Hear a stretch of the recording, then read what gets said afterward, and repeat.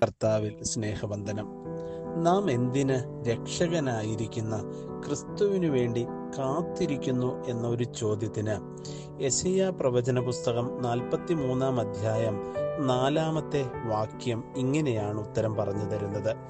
നീ എനിക്ക് വിലയേറിയവനും മാന്യനുമായി ഞാൻ നിന്നെ സ്നേഹിച്ചിരിക്കയാൽ ഞാൻ നിനക്ക് പകരം മനുഷ്യരെയും നിന്റെ ജീവന് പകരം ജാതികളെയും കൊടുക്കുന്നു എന്ന്.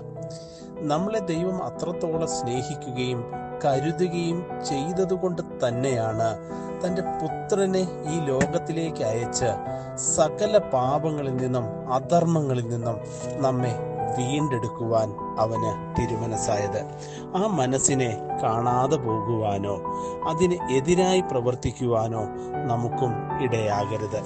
യേശു തമ്പുരാന്റെ ജനനം നമ്മുടെ ഹൃദയത്തിലും ഉയരട്ടെ.